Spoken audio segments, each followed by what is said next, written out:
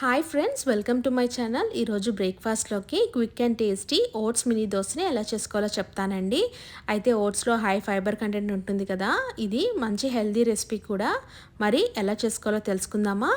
ముందుగా ఒక బౌల్ తీసుకొని ఇందులో నేను ఒక కప్పు ఓట్స్ వేస్తున్నానండి. ఇక్కడ నేను క్వేకర్ ఓట్స్ వాడుతున్నాను.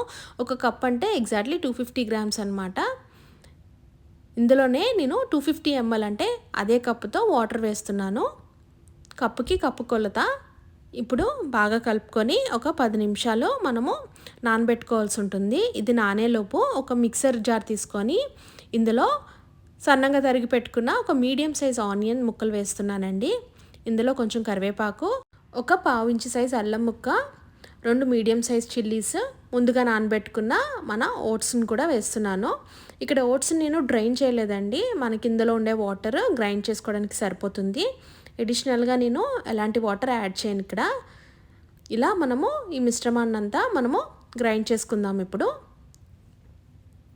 చూసారు కదా, ఇలా ఫైన్ పేస్ట్ అవ్వాలి. ఈ కన్సిస్టెన్సీ వస్తే సరిపోతుంది. ఇలా ఇప్పుడు ఒక బౌల్ తీసుకొని ఈ కంటెంట్ అంతా ట్రాన్స్ఫర్ చేసుకుంటున్నాను. ఇందులో ఒక పావు కప్పు బియ్యపిండి వేస్తున్నానండి. ఇందులో ఒక పావు టీ స్పూన్ సాల్ట్ యాడ్ చేసుకొని బాగా కలుపుకోవాలి. చూసారా, ఇక్కడ థిక్ కన్సిస్టెన్సీ వచ్చింది కదా, ఇది స్టోరింగ్ పర్పస్కి అయితే బాగుంటుంది. అయితే దోశలు వేసే ముందు సరిపడా వాటర్ వేసుకుంటే సరిపోతుంది. ఇప్పుడు ప్యాన్ని నేను మీడియం ఫ్లేమ్లో పెట్టుకొని ఇలా చూపిస్తున్నట్టుగా చిన్న సైజు ప్యాన్ కేక్ మాదిరిగా దోశలు వేస్తున్నాను. ఇలా పైనుండి గీ వేసుకొని ఒకవైపు కాల్చుకుంటున్నాను. ఇక్కడ ఓట్స్ని మనము నానబెట్టుకొని గ్రైండ్ చేసుకుంటున్నాం కాబట్టి ఇది మంచి హెల్తీ రెసిపీ అండి. అంతేకాదు మనము ఫర్మెంట్ కూడా చేసుకోవచ్చు 7 అవర్స్ వరకు ఈ బ్యాటర్ని టైం ఉంటే. ఫ్రిడ్జ్లో అయితే ఒక 5 డేస్ వరకు చాలా ఫ్రెష్గా ఉంటుందండి ఈ బ్యాటర్.